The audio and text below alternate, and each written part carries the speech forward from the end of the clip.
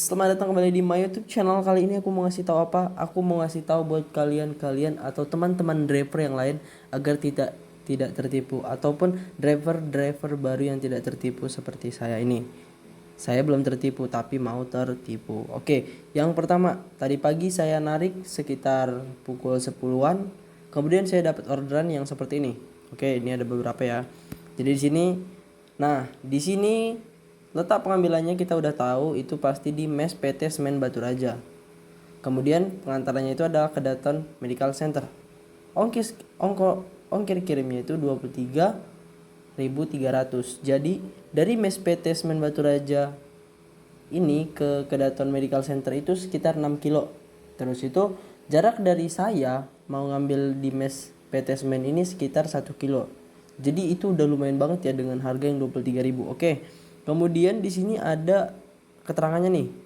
Antar barang dan ada talangan 400.000. Tolong ya, Mas. Oke, itu udah aku baca tuh. Kebetulan aku itu lagi bawa uang sekitar 250.000 ya, tapi ada di ATM yang 150, kemudian yang cash aku bawa juga. Nah, jadi di sini kita lihat ya. Oke, kita lihat dari pesannya. Ini aku mau feedback tapi belum sempat. Kita lihat dari pesannya. Oke, nih, ini pesannya, namanya ini Yanto.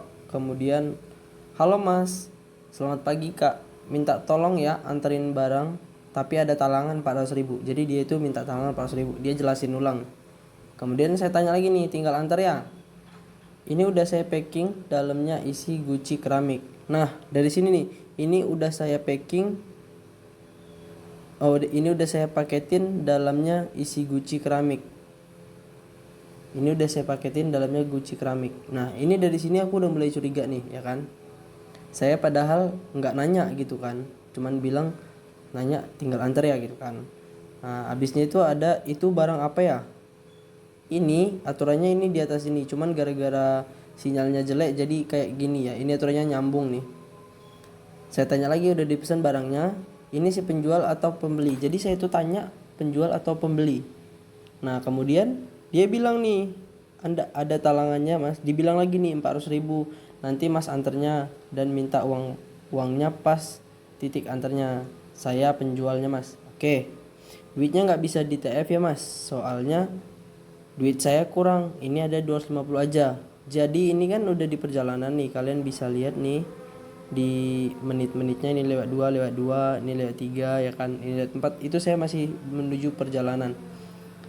Duit habisnya itu dia nanya nih, gimana Mas, kalau ada 300 nggak apa-apa, nanti tinggal 100-nya saya minta TF sama orangnya.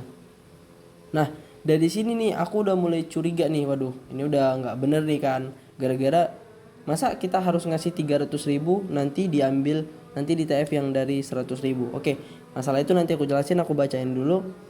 Nanti sekalian ongkirnya Mas minta ke orang tersebut. Nggak ada 300 Mas, maaf ya Mas. Sebentar ya Mas, saya konfirmasi ke pelanggan saya dulu. Kalau enggak langsung minta TF aja semua. Enggak apa-apa Mas, nanti saya bawain. Iya Mas. Jadi saya tuh minta pelanggannya itu untuk langsung TF aja gitu kan 400. Kemudian Yanto ngechat nih. Ya udah Mas, enggak apa-apa kata pelanggan saya, nanti ditransfer aja. Mas ada 250 kan? Nah, ini kan dia udah bilang 300, tapi dia masih nanya lagi nih 250 lagi. Nggak apa-apa, talangin aja dulu ke saya, nanti sisanya di TF sama dia. Minta tolong ya Mas, tapi saya harus narik dulu dari ATM. Jadi kan tadi saya udah jelasin tuh duit saya itu di ATM, jadi harus narik. Ya udah Mas, nggak apa-apa, saya tungguin ya Mas. Untuk ATM-nya via wallet bisa nggak? Dia nanya lagi nih, ya kan, via wallet bisa apa enggak? Di mana ya Mas? Di mananya ya? Yang ada di gudang ini. Nah, ini nggak saya bales ya. Ini nggak saya bales, ya kan? Karena dia 2 kali nelpon. Nanti pembicaraan di telepon saya kasih tahu. Kemudian itu banyak mobil besar. Kan di situ memang kalau di gudang Batu Raja itu ada mobil-mobil nih. Ditanya, "Mas, ini posisinya di mana? Lokasi saya mental kayaknya. Posisinya di mana sekarang?" Nah, saya tanya balik, posisinya dia di mana? Tapi dia nanya posisi saya di mana, kemudian dia bilang lokasinya yang mental. Oke. Untuk itu saya udah buat, nanti udah ada, kalian tinggal lihat lokasinya seperti apa. Jadi itu lokasinya sebenarnya nggak mental, cuman memang dia mau buat penipuan aja, bisa jadi. Karena apa saya bilang dia mau nipu? Dari sini saya udah mulai curiga. Di sini, dari ini udah saya paketin dalamnya isi guci keramik, ya kan? Kemudian itu di sini lagi ada, kalau ada 300 nggak apa-apa, nanti tinggal 100-nya saya minta TF sama orangnya. Nah dari sini ini sebelum percakapan yang kalau ada 300 ini dia nelpon saya. Dia bilang, "Mas di mana?" Dia nanya di mana. Saya bilang saya masih berada di perjalanan, Mas. Saya bilang, "Bagaimana?" "Oh ya udah, nanti bisa kan ditalangin 300 katanya." "Oh nggak bisa, Mas." Saya bilang, saya adanya 250." Saya bilang saya juga harus narik. "Oh ya udah deh, nggak apa-apa. Kenapa nggak minta talang langsung kirim aja, Mas?" Saya bilang. "Oh ya udah, nanti saya tanya dulu," katanya. Kemudian dimatikan. Nah jadilah seperti ini. Kalau ada 300 nggak apa-apa, nanti tinggal 100-nya saya minta TF. Kemudian itu ada di sini lagi. Nih, di Mas ada 250 kan? Nggak apa-apa, talangin aja dulu ke saya. Jadi dari situ udah beberapa kalimat, beberapa kata itu udah membuat keraguan bagi saya gitu kan. Kemudian ada yang ya udah Mas, nggak apa-apa, saya tungguin. Kemudian ada, "Mas, untuk ATM-nya bisa via wallet nggak?" Nah dari sini kecurigaan saya pas. Kalau kita minta via wallet itu nama dan lain sebagainya bisa dirubah ya. Misalnya via wallet Oppo, ya kan, itu kan bisa hilang, bisa nggak ketahuan. Tapi kalau bank dia bisa kelihatan, bank BRI atau bank apa, jadi bisa kita lacak kan kalau di bank. Cuman kalau via wallet itu susah kita ngelacaknya, makanya dia nggak mau via wallet, via bank, ya kan. Kemudian nih nanya posisinya di mana. Oke, karena saya mau tahu, jadi saya tindakan. Saya itu ke kontak nih. Jadi di setiap itu bisa kita hubungi ya. Oke, kita hubungi. Nah, saya buat ini namanya, ini nomornya. Oke. Kemudian rincian chat. Nah, di sini dia ada WhatsApp kan. Saya WhatsApp. Dia bilang waktu ditelepon, ya udah nanti saya WhatsApp, saya kirimin nomornya. Oke, tapi nggak di WhatsApp. Saya luan WhatsApp. Nah, ping, saya saya dari Maxim, saya bilang kan. Nah, tadi di telepon itu ngomongin lokasi ya. Jadi dia ngirim lokasi ini. Nah, tadi lokasi saya itu di daerah sini. Daerah sini.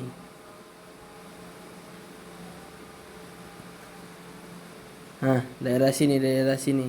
Ya kan? Daerah yang nanti saya tandai daerah sini. Nah kemudian daerah dia sebelah sini, itu kan lumayan jauh, di peta aja udah seberapa senti nih, sedangkan aslinya jauh banget kan. Jadi kalau mental dia bilang pasti salah. Kenapa saya bilang ini adalah penipuan? Kemudian saya chat lagi nih, abis teleponan saya chat lagi, dia udah nggak ada respon, udah tinggal oke kak, ya kan. Saya cuma mau ngetes aja yang dua ini, ping, oh ternyata saya di blok.